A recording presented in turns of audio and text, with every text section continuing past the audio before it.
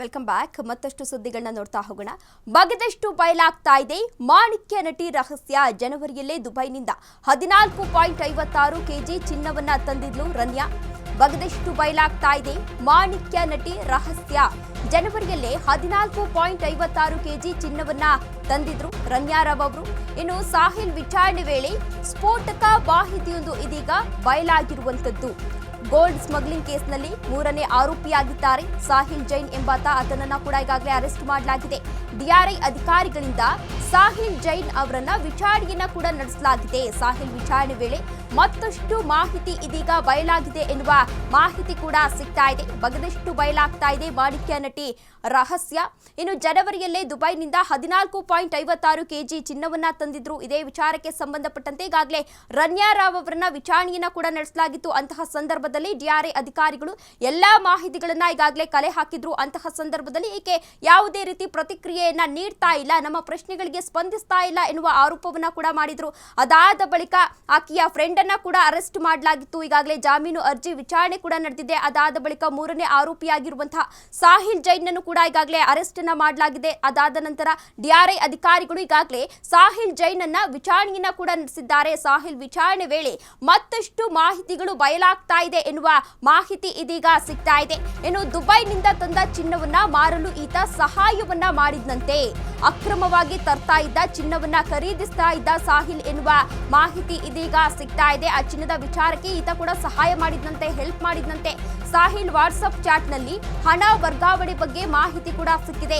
March 3ರಂದು ಸಾಹಿಲ್ಗೆ Ranya ಕರೆ ಮಾಡಿದ್ಲಂತೆ, ಇದಕ್ಕೆ help ಮಾಡುವಂತ ಕೇಳಿದ್ಲಂತೆ. ಅಕ್ರಮ ಚಿನ್ನ ಮಾರಾಟದ ಬಗ್ಗೆ ರನ್ಯಾ ಸಾಹಿಲ್ ಚರ್ಚೆ ಕೂಡ ಮಾಡಿದ್ರಂತೆ. ವಾಟ್ಸ್ಆಪ್ ಡೀಟೇಲ್ಸ್ ಕೂಡ ಸಿಕ್ಕಿದೆ. ಇನ್ನು ಡಿಆರ್ಐ ಅಧಿಕಾರಿಗಳಿಂದ ಈಗಲೂ ಕೂಡ ವಿಚಾರಣೆ ಮುಂದುವರೆದಿದೆ ಎನ್ನುವ ಮಾಹಿತಿ ಸಿಗ್ತಾ ಇದೆ. ಏನು ರನ್ಯಾ ದುಬೈನಿಂದ ಕರ್ನಾಟಕಕ್ಕೆ ಬರ್ತಾ ಇದ್ದಂತಹ ಸಂದರ್ಭದಲ್ಲಿ ಏನು ಚಿನ್ನವನ್ನ ತರ್ತಾ ಇದ್ಲು, ಆ ಎಲ್ಲಾ ಚಿನ್ನವನ್ನ ಈತ ಕರಗಿಸಿ ಕೊಡ್ತಾ ಇದ್ದ, ಮಾರಲು ಹೆಲ್ಪ್ ಮಾಡ್ತಾ ಇದ್ದ ಎನ್ನುವ ಮಾಹಿತಿ ಸಿಗ್ತಾ ಇದೆ. ಅಕ್ರಮವಾಗಿ ತರ್ತಾ ಇದ್ದ ಚಿನ್ನವನ್ನ ಈತ ಸಾಹಿಲ್ ಜೈನ್ ಏನಿದ್ದಾನೆ 3ನೇ ಆರೋಪಿ, ಆತ ಖರೀದಿಸ್ತಾ ಇದ್ದಂತೆ. ಸಾಹಿಲ್ ವಾಟ್ಸ್ಆಪ್ ಚಾಟ್ ನಲ್ಲಿ ಹಣ ವರ್ಗಾವಣೆ ಬಗ್ಗೆ ಇದೀಗ ಇಂಚಿಂಚು ಮಾಹಿತಿ ಕೂಡ ಲಭ್ಯವಾಗ್ತಾ ಇದೆ. ಮಾರ್ಚ್ 3ರಂದು ಸಾಹಿಲ್ಗೆ ಈಕೆ ಏನು ರನ್ಯಾ ರಾವ್ ಇದ್ಲು, ಈಕೆ ಕರೆಯನ್ನ ಕೂಡ ಮಾಡಿದ್ಲಂತೆ. ಕರೆ ಮಾಡಿ ಚಿನ್ನ ತರ್ತಿದ್ದೀನಿ ಅಂತ ಹೇಳಿದ್ಲಂತೆ. ಅಕ್ರಮ ಚಿನ್ನ ಮಾರಾಟದ ಬಗ್ಗೆ ರನ್ಯಾ ಸಾಹಿಲ್ ಇಬ್ರು ಕೂಡ ಚರ್ಚೆಯನ್ನ ನಡೆಸಿದ್ರು ಎನ್ನುವ ಮಾಹಿತಿ ಸಿಗ್ತಾ ಇದೆ. ಡಿಆರ್ಐ ಅಧಿಕಾರಿಗಳು ಇದೀಗ ವಿಚಾರಣೆಯನ್ನ ಕೂಡ ಮುಂದುವರೆಸಿದ್ದಾರೆ. ಬೆಂಗಳೂರಿನಲ್ಲಿ ಜ್ಯುವೆಲರಿಯನ್ನ ನಡೆಸ್ತಾ ಇದ್ದ ಸಾಹಿಲ್ ಜೈನ್ ರನ್ಯಾ ತರುಣ್ ಜೊತೆ ಸಂಪರ್ಕವನ್ನ ಹೊಂದಿದ್ದ ಈ 3ನೇ ಆರೋಪಿ ಸಾಹಿಲ್ ಎನ್ನುವ ಮಾಹಿತಿ ಸಿಗ್ತಾ ಇದೆ.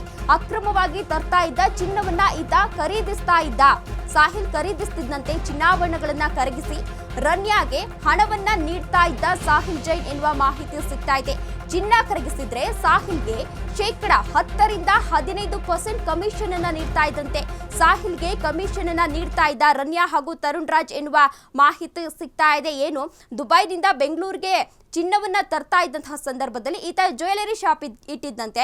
ಆ ಹಿನ್ನೆಲೆಯಲ್ಲಿ ಆ ಚಿನ್ನವನ್ನ ತಂದು ಈ ಸಾಹಿಲ್ಗೆ ರನ್ಯಾ ಕೊಡ್ತಾ ಇದ್ಲು ಎನ್ನುವ ಮಾಹಿತಿ ಸಿಗ್ತಾ ಇದೆ. ರನ್ಯಾ ತರುಣ್ ಜೊತೆ ಈತ ಸಂಪರ್ಕವನ್ನ ಹೊಂದಿದ್ದ. 3ನೇ ಆರೋಪಿಯಾಗಿರುವಂತಹ ಸಾಹಿಲ್ ರವರು ಸಂಪರ್ಕವನ್ನ ಹೊಂದಿದ್ದ. ಜೊತೆಗೆ ಏನು ಚಿನ್ನವನ್ನ ತರ್ತಾ ಇದ್ರು ಅದನ್ನ ಈತ ಕರಗಿಸಿ ಇವರಿಗೆ ಹಣವನ್ನ ಕೊಡ್ತಿದ್ದಂತೆ. ಅದರಲ್ಲಿ 10 to 15% ಕಮಿಷನ್ ಈಕೆಗೆ ಸಿಗ್ತಾ ಇತ್ತು ಎನ್ನುವ ಮಾಹಿತಿ ಇದೀಗ ಸಿಗ್ತಾ ಇದೆ. ಈ ವಿಚಾರಕ್ಕೆ ಸಂಬಂಧಪಟ್ಟಂತೆ ಈಗಾಗಲೇ ಡಿಆರ್ಐ ಅಧಿಕಾರಿಗಳು ಎಲ್ಲಾ ಆಯಾಮಗಳಲ್ಲಿ ಈಗಾಗಲೇ ತನಿಖೆಯನ್ನ ಕೂಡ ಶುರು ಮಾಡಿದ್ದಾರೆ. ತನಿಖೆಯನ್ನ ಕೂಡ ನಡೆಸ್ತಾ ಇದ್ದಾರೆ. ವಿಚಾರಣೆಯನ್ನ ಕೂಡ ನಡೆಸಿದ್ದಾರೆ. ವಿಚಾರಣೆಯನ್ನ ನಡೆಸಿದಂತಹ ಸಂದರ್ಭದಲ್ಲಿ ಎಲ್ಲ ವಿಚಾರಗಳು ಇದೀಗ ಸಿಗ್ತಾ ಇರುವಂತದ್ದು. ಇದೇ ವಿಚಾರಕ್ಕೆ ಸಂಬಂಧಪಟ್ಟಂತೆ ಹೆಚ್ಚಿನ ಡೀಟೇಲ್ಸ್ ಅನ್ನ ನೀಡಿದ್ದಾರೆ ನಮ್ಮ ಪ್ರತಿನಿಧಿ ಶರತ್. ಶರತ್, ಇದೀಗ ರನ್ಯಾ ಕೇಸ್ ಏನಿದೆ ಅದು ದಿನದಿಂದ ದಿನಕ್ಕೆ ಬಗೆದಷ್ಟು ಬಯಲಾಗ್ತಾ ಇದೆ. ಇದೇ ವಿಚಾರಕ್ಕೆ ಸಂಬಂಧಪಟ್ಟಂತೆ ಈಗಾಗಲೇ 3ನೇ ಆರೋಪಿಯಾಗಿರುವಂತಹ ಸಾಹಿಲ್ ಜೈನ್ ಅನ್ನ ಕೂಡ ಅರೆಸ್ಟ್ ಮಾಡಲಾಗಿದೆ. ವಿಚಾರಣೆಯನ್ನ ಕೂಡ ನಡೆಸ್ತಾ ಇದ್ದಾರೆ. ವಿಚಾರಣೆ ನಡೆಸಿದಂತಹ ಸಂದರ್ಭದಲ್ಲಿ ಯಾವೆಲ್ಲ ಅಂಶಗಳು ಪತ್ತೆಯಾಗಿದೆ? ತೇಜಸ್ವಿನಿ, ದುಬೈನಿಂದ ಗೋಲ್ಡ್ ಸ್ಮಗ್ಲಿಂಗ್ ಪ್ರಕರಣಕ್ಕೆ ಸಂಬಂಧಪಟ್ಟಂತೆ ಈಗಾಗಲೇ 3 ಜನ ಆರೋಪಿಗಳನ್ನ ಬಂಧನವನ್ನ ಮಾಡಿ ಡಿಆರ್ಐ ಅಧಿಕಾರಿಗಳು ತನಿಖೆಯನ್ನು ನಡೆಸ್ತಾ ಇದ್ದಾರೆ. ಏನು ಆರಂಭದಲ್ಲಿ ಕೆಂಪೇಗೌಡ ಅಂತಾರಾಷ್ಟ್ರೀಯ ವಿಮಾನ ನಿಲ್ದಾಣದಲ್ಲಿ ರನ್ಯಾಳನ್ನ ವಶಕ್ಕೆ ಪಡೆದ ನಂತರ ತರುಣ್ಣನ್ನು ಕೂಡ ವಶಕ್ಕೆ ಪಡೆಯಲಾಯಿತು. ಇತ್ತೀಚೆಗೆ ಡಿಆರ್ಐ ಅಧಿಕಾರಿಗಳು ಸಾಹಿಲ್ ಎಂಬಾತನನ್ನು ಕೂಡ ವಶಕ್ಕೆ ಪಡಿಸಿಕೊಂಡು ವಿಚಾರಣೆ ನಡೆಸುವಂತಹ ಕೆಲಸವನ್ನ ಮಾಡ್ತಾ ಇದ್ದಾರೆ. ಈ ವಿಚಾರಣೆಯ ವೇಳೆಯಲ್ಲಿ ಹಲವು ಅಂಶಗಳು ಹೊರಗಡೆ ಬರ್ತಾ ಇರುವಂತದ್ದು. ಅದರಲ್ಲೂ ಪ್ರಮುಖವಾಗಿ ದುಬೈನಿಂದ ಗೋಲ್ಡ್ ಸ್ಮಗ್ಲಿಂಗ್ ಆಗ್ತಾ ಇದೆ ಎನ್ನುವಂತ ಒಂದು ವಿಚಾರಕ್ಕೆ ಸಂಬಂಧಪಟ್ಟಂತೆ ಸಂಪೂರ್ಣವಾದಂತಹ ಸಾಕ್ಷ್ಯಾಧಾರಗಳು ಒದಗಿಸುವಂತಹ ರೀತಿಯಲ್ಲಿ ಇದರ ವಿಷಯಗಳು ಹೊರಗಡೆ ಬರ್ತಾ ಇರುವಂಥದ್ದು.